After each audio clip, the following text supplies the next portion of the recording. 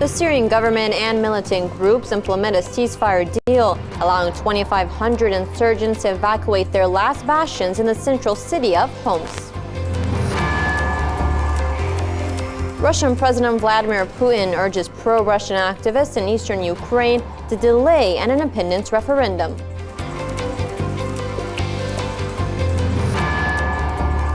And Kiev pushes ahead with its so-called anti-terrorist operations in eastern Ukraine amid renewed clashes with separatists.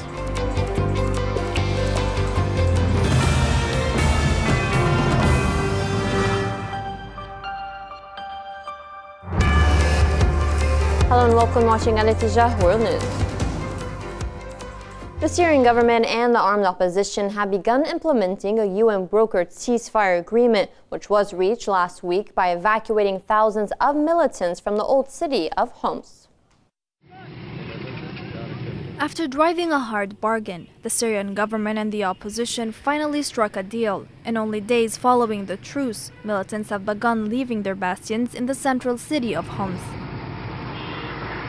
By early Wednesday evening, around 600 fighters had boarded several buses that departed from a police command center on the edge of Homs's militant-held areas, heading north to the towns of Talbise and Dar al-Kabira. The armed men's departure to the northern outskirts is staged over several phases under the watchful eye of a special committee.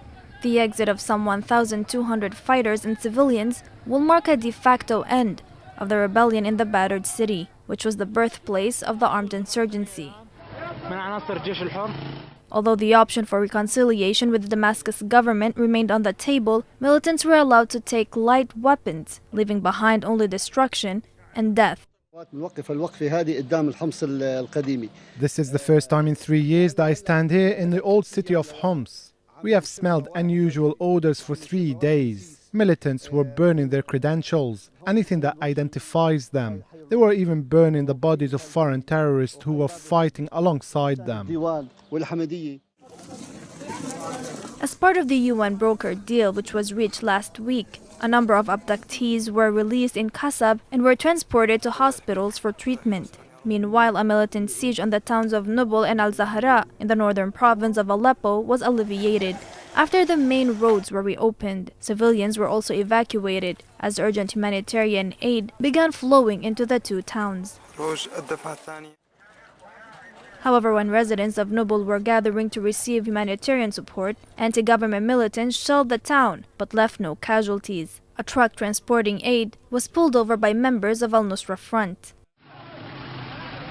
After the old city is completely evacuated, the Syrian army will sweep the neighborhoods to defuse explosives and mines before taking full control.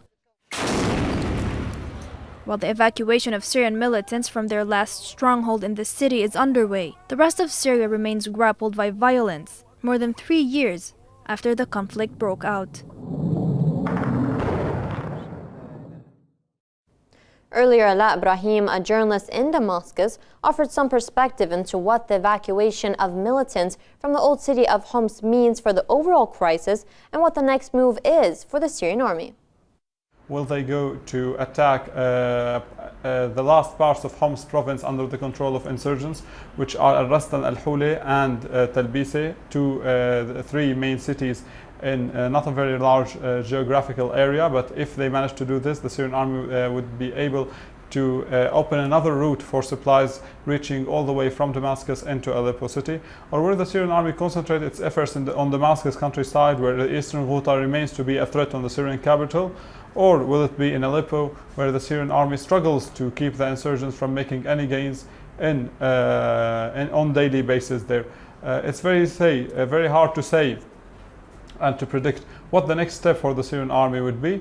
But we can say so far that what happened today in Homs was a major achievement. It was a dramatic change in the way things are being solved in Syria, and it's a good indication for less violent approaches to solve the crisis in the future. The deal goes on 2 tracks. The first track in the old city of Homs, and the other track is to lift partially the siege on Nubal and Al-Zahra. If the word about intercepting an aid convoy coming into Nubal or Al-Zahra is true, I think the Syrian government is able to carry out similar measures and countermeasures in the old parts of the city of Homs, and it could put some pressure on the sides or the parties that have intercepted the aid convoy. It's too early right now to predict how things will turn out regarding the aid convoy that was intercepted in Nubal and Zahra. But we should remember that this is a new approach in dealing with the developments in Syria. This is a new form of deals. We should expect that certain parties within the rebels would refuse to apply this deal and would try to hinder it in any way, and hence the interception of the aid convoys in Aleppo countryside near Nubal and Zahra. Under today's agreement, the insurgents would completely leave the areas they control inside the old city of Homs and move on to go to other areas. This means that there is no ceasefire here. Has been an evacuation of fighters, which will allow the Syrian government to assume control over these areas, and it's not your typical ceasefire that we have seen before.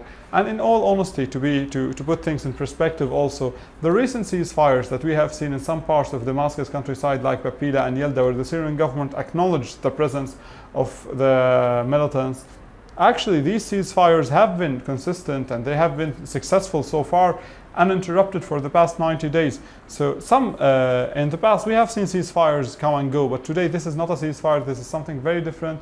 This is the insurgents withdrawing from the areas they used to control and going to other areas with guarantees from the Syrian government that they won't be targeted on their way out. Well, the leader of the foreign-based Syrian opposition, Ahmed Jarba, called on the U.S. to supply his forces with the weapons necessary in their fight against the Syrian army. At the start of his first official visit to Washington, Jarba told a U.S. think tank that supplying armed groups with more weapons would allow for a political solution.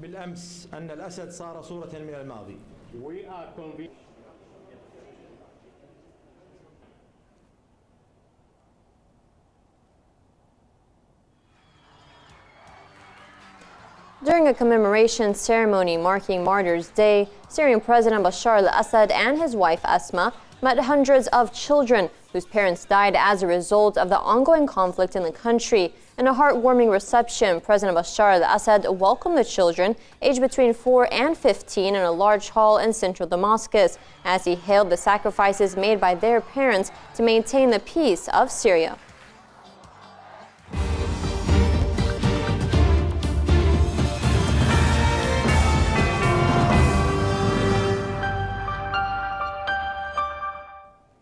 As pro-Russian separatists in eastern Ukraine prepare to hold a referendum slated for May 11th, Russian President Vladimir Putin called on the anti-Kiev protesters to postpone the voting. The vote, which is likely to have parallels similar to that of Crimea, comes despite a tightening siege by the Ukrainian military and has already been criticized as illegitimate by the interim government in Kiev and its Western backers.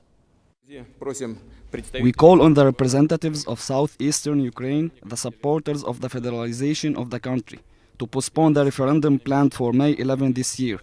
We think that a direct dialogue between Kiev authorities and representatives of southeastern Ukraine is the key element of resolving the crisis. Meanwhile, a necessary condition for the start of this dialogue is the unconditional use of violence by both. The use of military force is absolutely unacceptable in the modern world, and the use of armed illegal units, extremist elements and forces. I want to underline that the planned presidential elections in Kiev are a move in the right direction.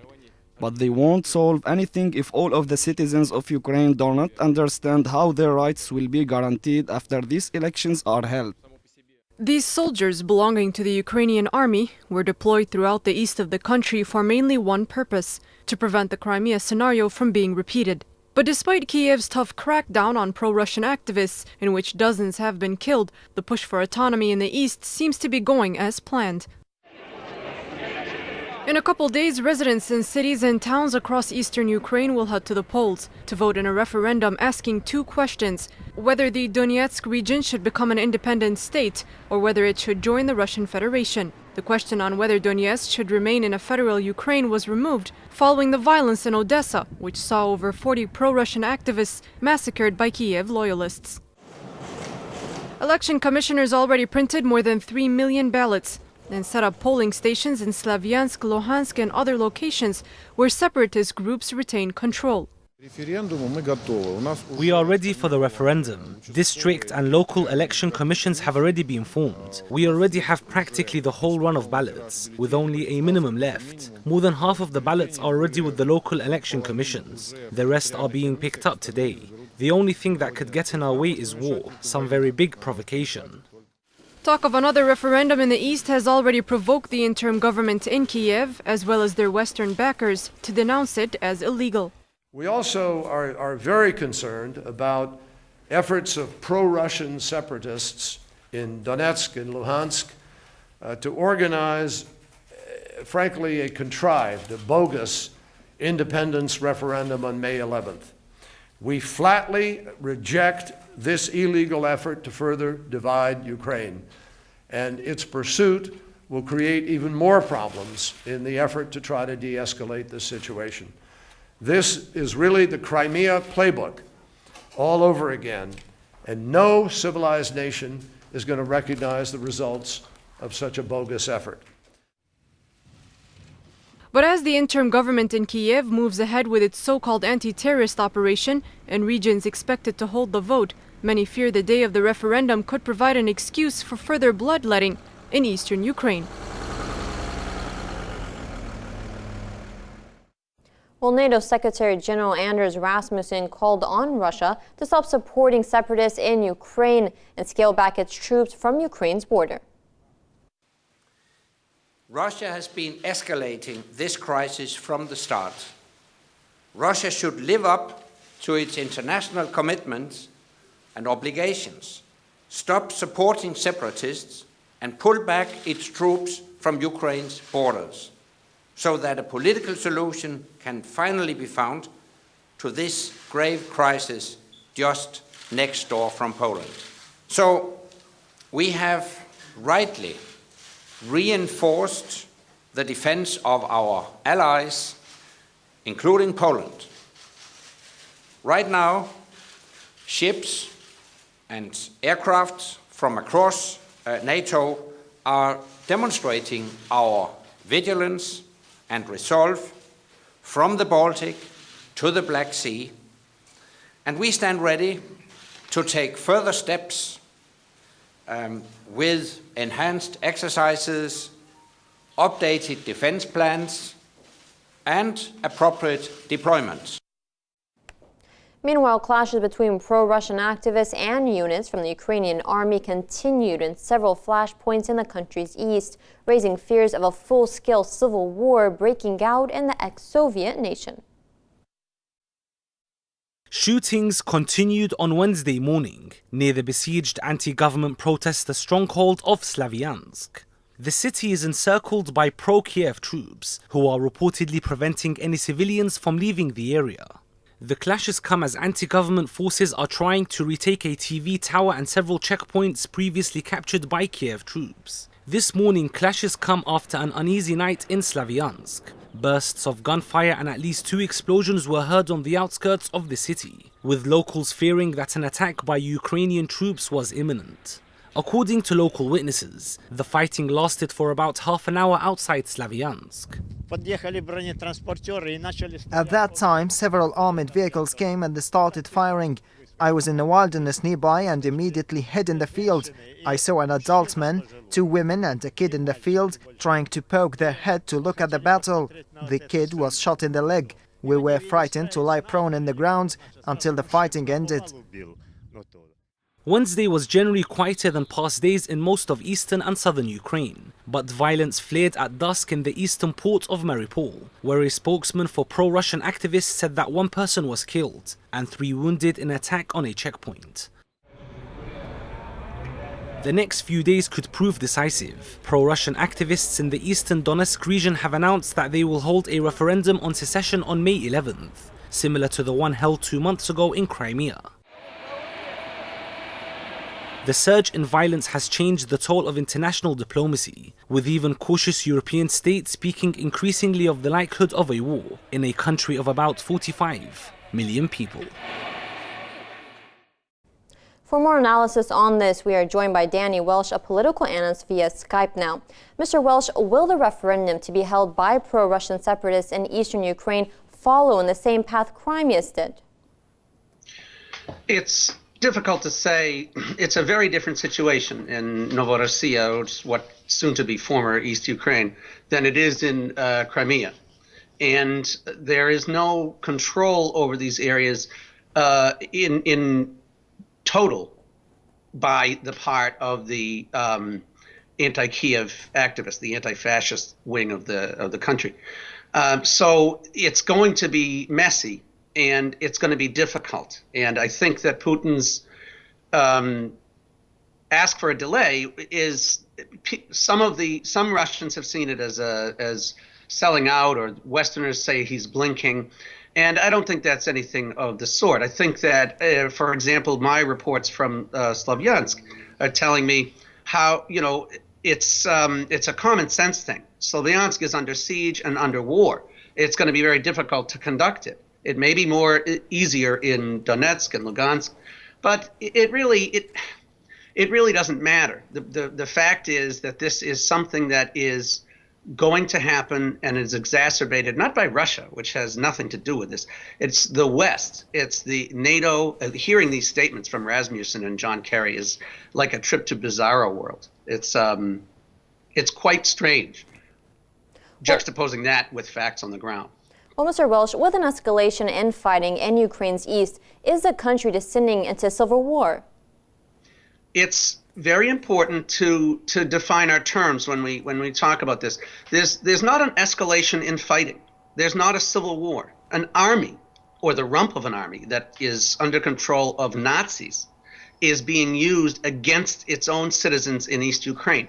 The massacre in Odessa was a horrific crime, a horrific war crime, where thugs were brought in from the outside, chased Russians into a building, and then set it on fire and barred the doors so they couldn't leave.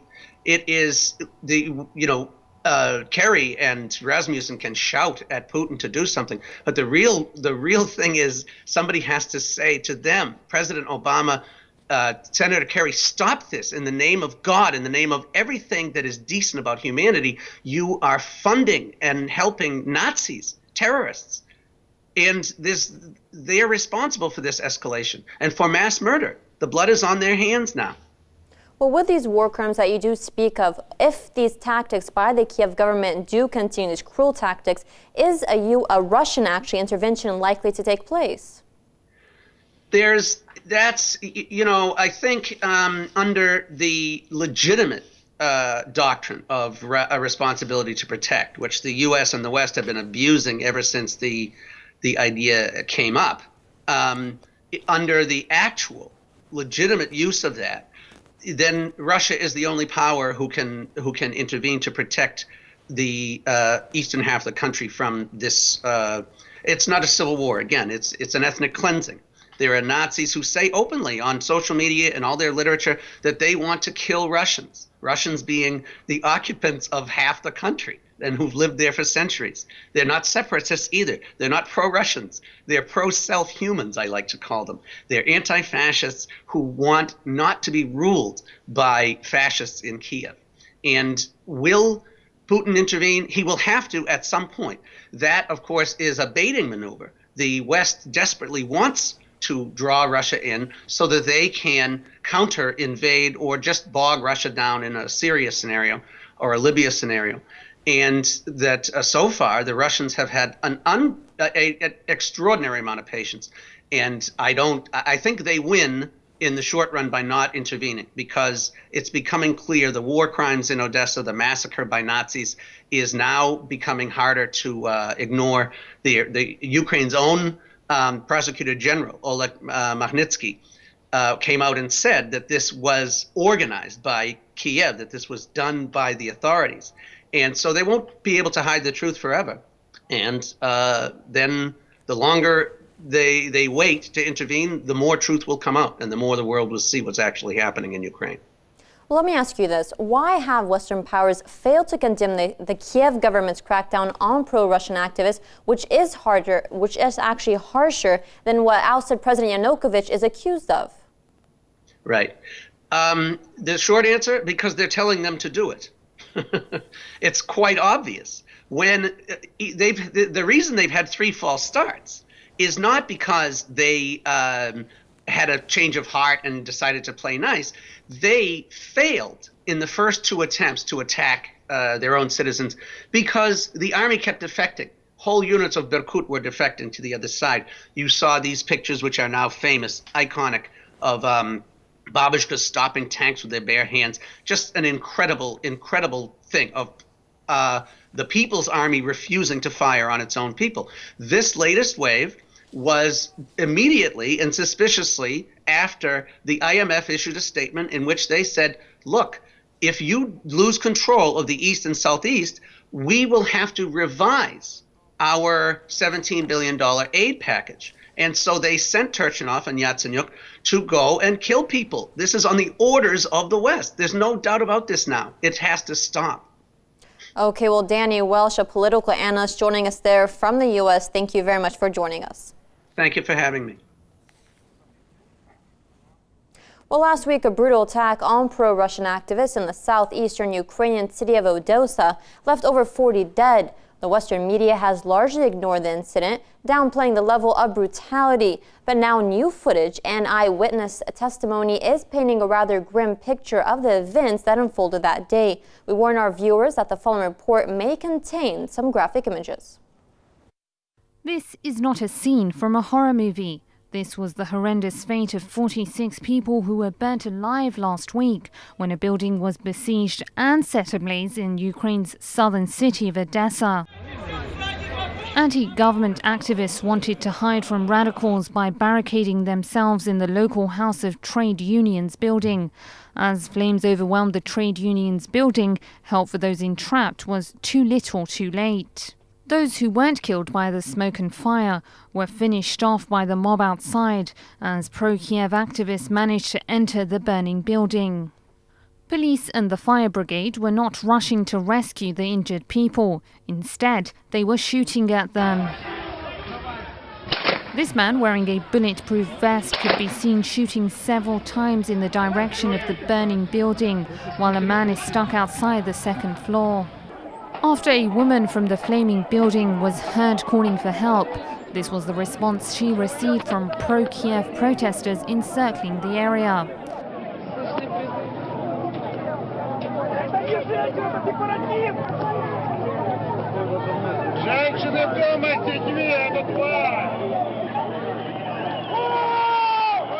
Another woman could be seen waving a flag as she cried for help. Little did she know that her murderer was waiting for her in the other room. The pregnant woman, who seems to be an ordinary employee working on her holiday, was strangled to death by an electric wire. Kiev's authorities say it's too early to say what exactly caused the blaze. One of the theories is that the fire could be from the Molotov cocktails thrown by the radical groups. One thing that is certain, however, is that it was no natural death, and although all that is left from the bodies is their ashes, the fire from the hearts of Odessa's residents is yet to be extinguished. Anitija has Between the Lines hosted Secretary Analyst Charles Shoebridge and Berlin-based journalist Manuel Oxenreiter, and they said that the current level of violence will make any de-escalation unlikely. Well, let's face it, a Russian military presence would be an invasion. Whatever one's position on the Ukraine situation, Ukraine is a sovereign country. It doesn't have a NATO guarantee, and it's important to remember that when we talk about the prospects of war, which of course makes it very different from the Baltic states, which a lot of people in the West like to compare it to. The Baltic states are members of NATO. This is a very different thing from a Russian intervention in Ukraine. But certainly, I think Ukraine occupation by its armed forces of a restive East is not a long-term solution, simply because, certainly in the current political situation, of a lack of federalization, for example, because it will be seen as an army of occupation. Already people are being killed there. Civilians are undoubtedly going to be killed or are being killed at the moment as well. This use of force, disproportionate use of force, some would argue, against what in many cases is ordinary people in the eastern Ukraine areas, will create bitterness that will last for some time, a generation or more, which will make it almost impossible for Ukraine to, if you like, govern those areas by consent if this current situation continues. And so really there is perhaps an opportunity really that is fast disappearing to actually have a Ukraine that's united with the consent of the majority of its people, particularly in those eastern and southern provinces, largely because of the actions of Kiev in using its armed forces in the way it is against the east rather than negotiating in any way.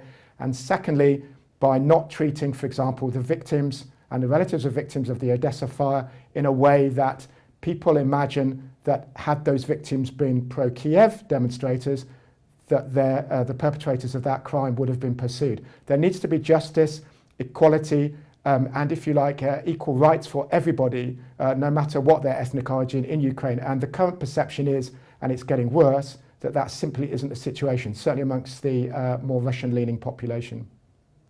I think we are right now in the middle of this process. I don't think it starts, I think we are in the middle. And when it comes to terms like democracy, freedom, human rights, we have to take into account that we talk here now about a geopolitical conflict where those terms lose any meaning. So when there is a referendum, for example, on Crimea, a referendum is the basic democratic activity what you can do. I'm 37 years old, I'm from Germany, I never had the right to take part at a referendum.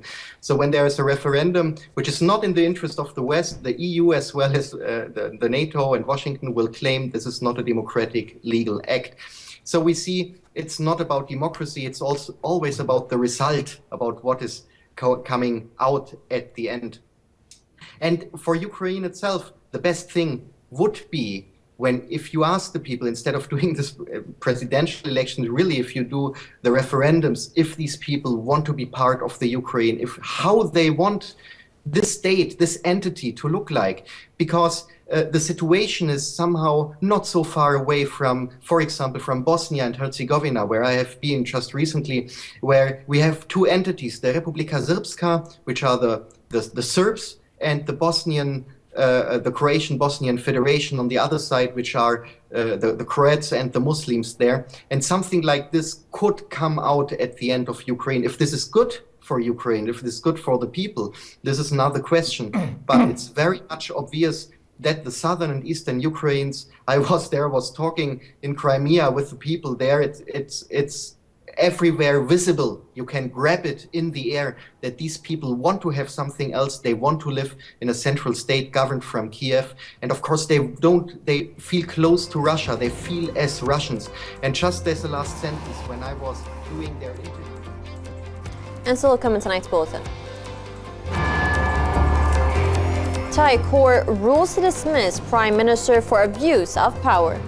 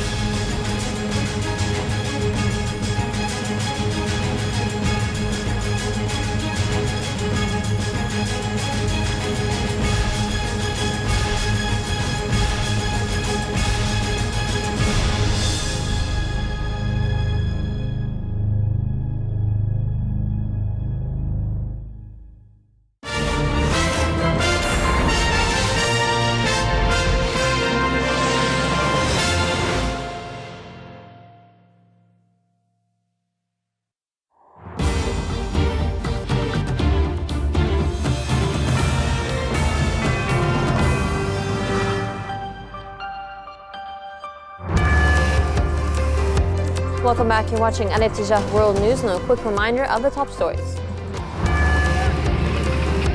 The Syrian government and militant groups implement a ceasefire deal allowing 2,500 insurgents to evacuate their last bastions in the central city of Homs. Russian President Vladimir Putin urges pro-Russian activists in eastern Ukraine to delay an independence referendum.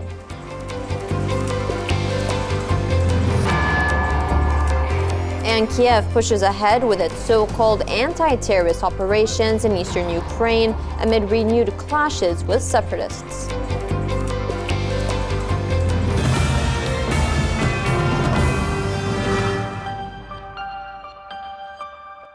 As a ceasefire went into effect in South Sudan, the government and rebel leader have agreed to meet to end the fighting that has so far killed thousands of people and displaced millions in the famine-stricken nation.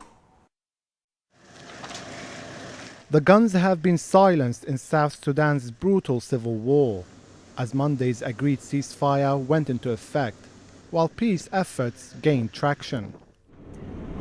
The 5-month conflict between government forces and former Vice President Riek Machar's loyalists has resulted in the death of thousands of people and the displacement of millions in the African nation. Now, U.S. Secretary General Ban Ki-moon, during his visit to Juba, clinched a promise from South Sudanese President Salva Kiir and Machar that they will attend a dialogue for peace in the Ethiopian capital, Addis Ababa. It's nothing which they cannot overcome. They are same people, same country.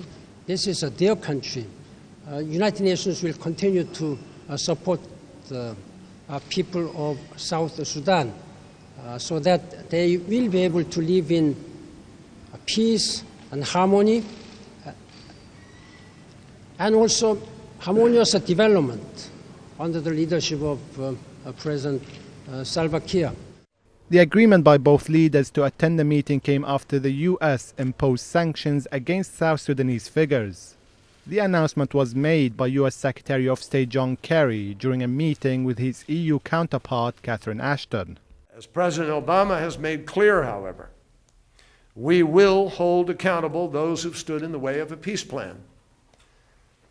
And I've said as much directly to President Kiir and to former Vice President Riek Machar when I was there this past weekend.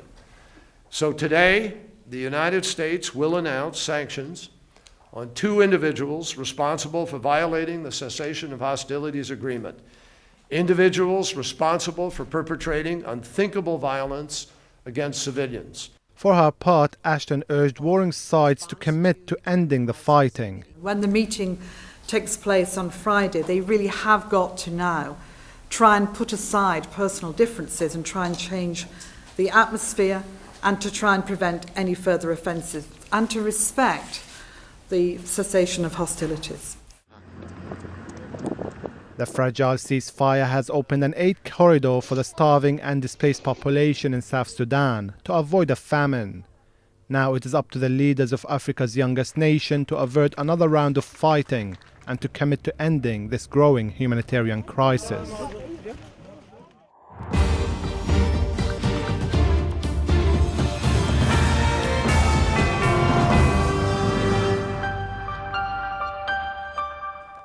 For the 3rd week running, the Lebanese parliament has failed to replace outgoing President Michel Sleiman, with the Speaker of Parliament, Nabih Berri, adjourning the vote until May 15th. With the May 25th deadline looming, only 75 of the 124 parliamentarians attended the special session, leaving lawmakers without the necessary 2/3 quorum. Failing to elect a new president before the deadline expires is likely to plunge the country into a deeper political crisis, with some members of parliament warning of a possible power vacuum.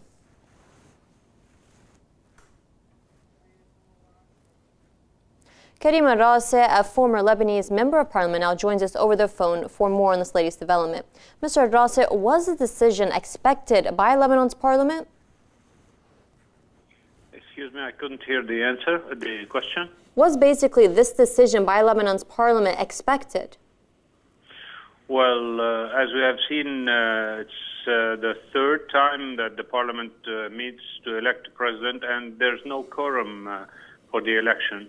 What's happening is that most of the Lebanese parliament members have the right not to come to the chamber, and as so the quorum will not be officially accepted, so there is no elections.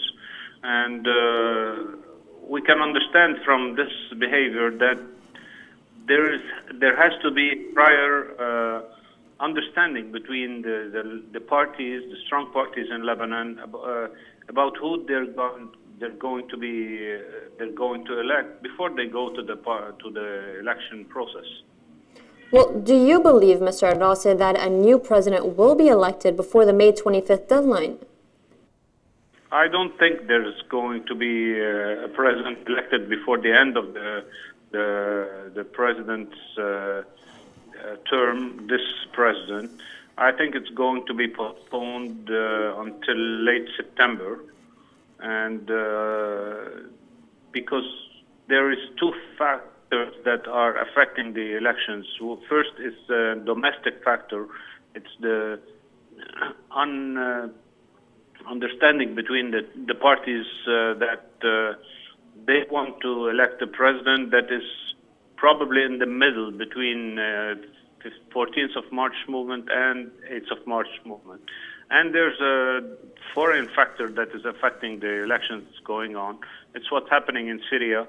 It's the peace talks that are most probably going to happen between Iran and Saudi Arabia. It's the intervention of the French president and the American president in our elections. Most of these factors are affecting the outgoing of the parliament, of the presidential elections. Okay, well, former Lebanese MP, Mr. Karim Al-Rassi, thank you very much for joining us.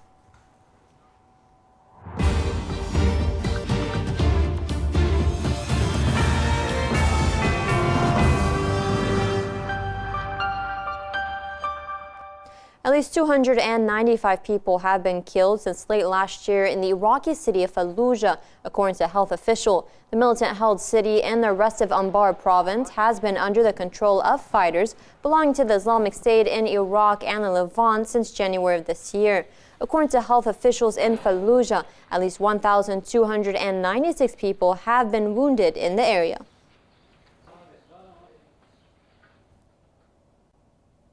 During a visit to northeastern Afghanistan on Wednesday, President Hamid Karzai pledged aid and new housing for the survivors of the deadly landslide.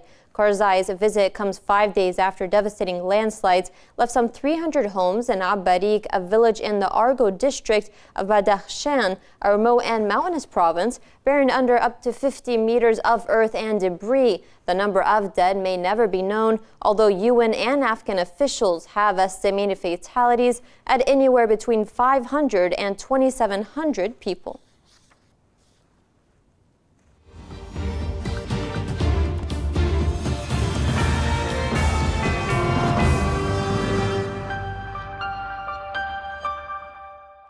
Millions of South Africans voted in the country's fifth all-race elections. The polls come following the death of the country's first black president, Nelson Mandela, last year, and exactly 20 years since the end of the white minority rule.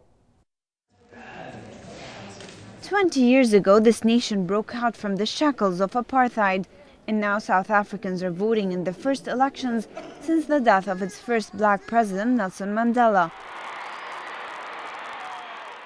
Excited voters were determined to exercise their hard-won freedom in the country's fifth all-race elections. Many of the 25 million eligible voters shrugged off the sporadic violence and lined in long queues to make their mark on the country's political scene. We've gone a long way. We didn't know that we come this far. So whatever happens, that's what made me vote and know that I must fight for my rights. But those who fought for the liberty of this nation, namely the African National Congress, may face an uphill battle in securing victory this time around, as many South Africans feel let down by their 2 decades in power. With the unemployment rating standing at 24%, some are setting their hopes on this woman, Helen Zille, head of Liberal Pro-Business Democratic Alliance. She hopes her anti-apartheid credentials will land her a footing into the black electorate.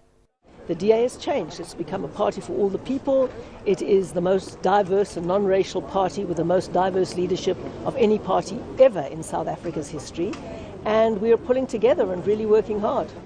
Meanwhile, South Africa's incumbent 72-year-old ANC President Jacob Zuma is making his bid for a second term in office.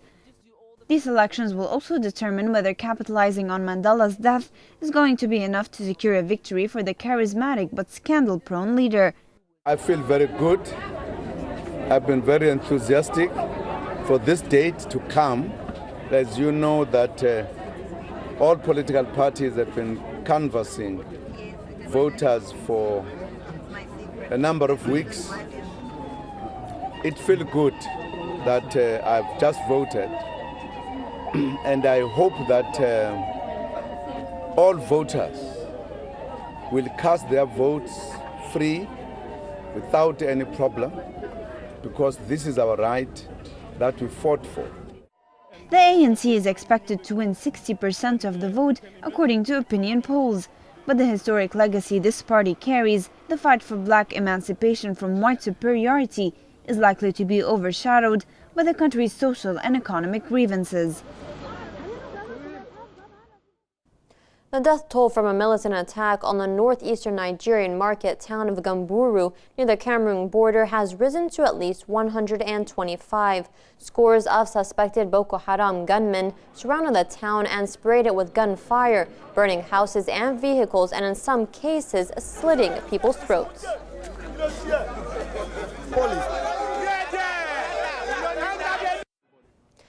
Thailand's constitutional court has ruled that Yingluck Shinawatra must step down as the country's prime minister. The verdict was welcomed by anti-government protesters who have been demonstrating against Yingluck for months.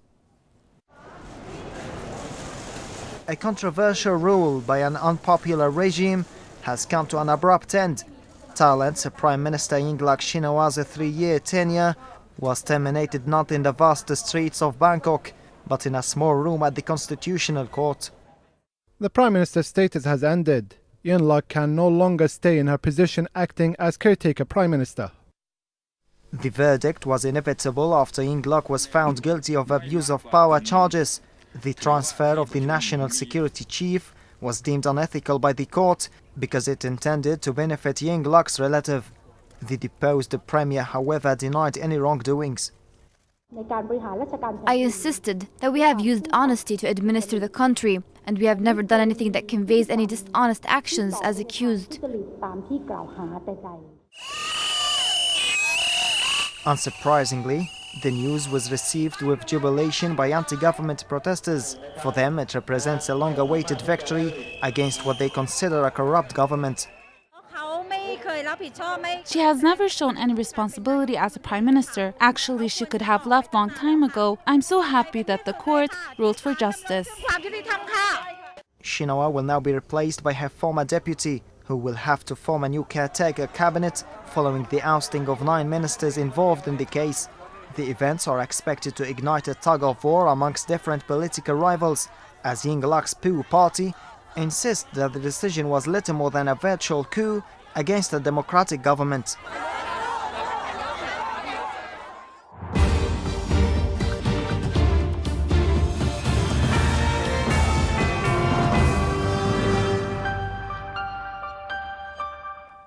Frequent power outages have put Egypt's decaying power grid under the spotlight as worsening blackouts are expected during the summer months.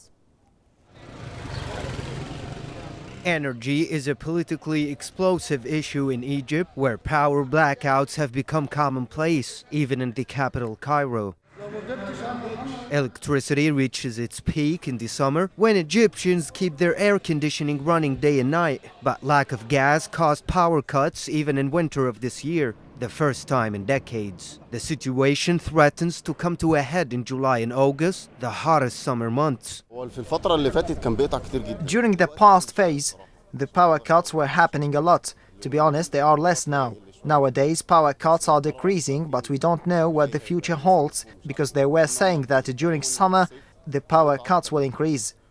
Energy officials say a lack of reforms to the wasteful fuel subsidy system is keeping away private investors who could finance a modernization of the sector and boost gas output.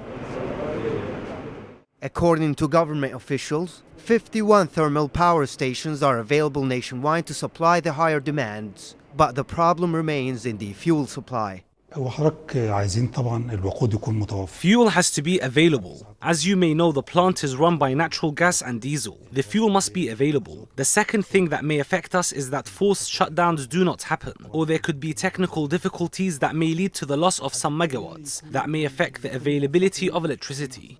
The interim government, like its predecessors, is grasping for short-term solutions, mostly encouraging citizens to cut energy use and negotiating with friendly Gulf Arab states to import petroleum products on favorable terms.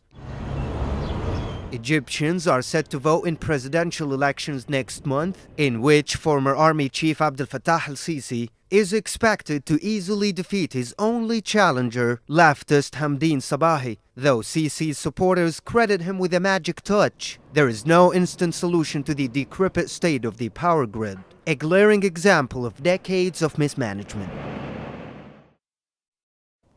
Well, on a lighter note, a Jordanian news show took a turn for the worse after a heated debate over the Syrian conflict developed to a fist fight between the guests. Despite the host of the show acting as a mediator between the two men, political analyst Mohammed Sharif al-Jayusi and lawyer Musa al-Adalat got in a physical altercation on live TV.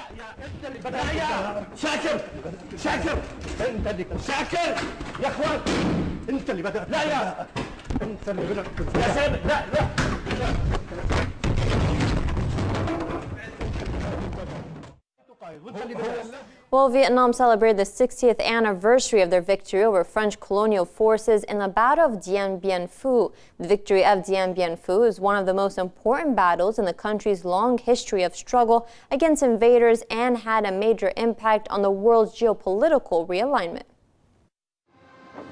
Ordered, highly organized and well trained, the soldiers taking part in the celebrations to mark the 60th anniversary of Dien Bien Phu are a stark contrast from the group of irregulars that defeated the French here in 1954. For nearly 2 months, the Vietnamese wore down the better equipped and better trained French soldiers, eventually forcing them into a humiliating surrender. It was an historic golden turning point for the Vietnamese nation, and from that victory, it helped bring colonialism to an end, and it led to Vietnam's independence. For the French, it was a disaster.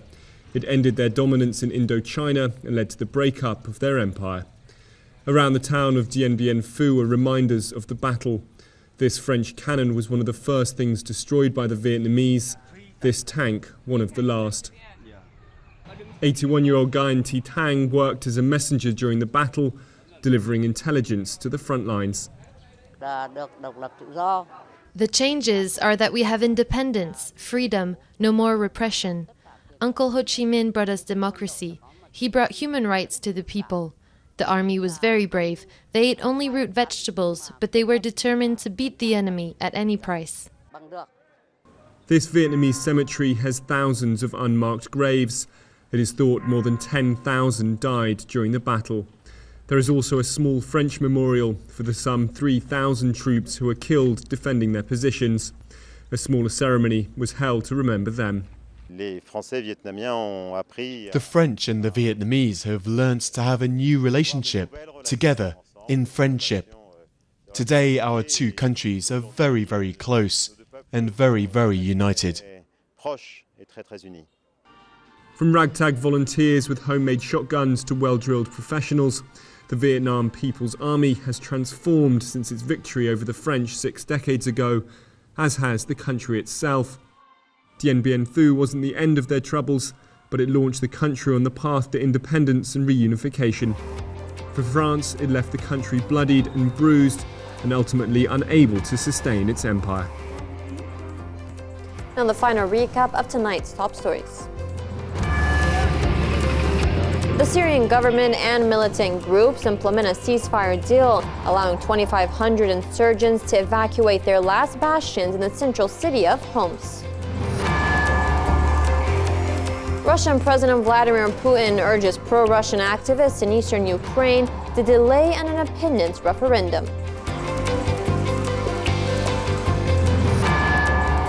And Kiev pushes ahead with its so-called anti-terrorist operations in eastern Ukraine amid renewed clashes with separatists.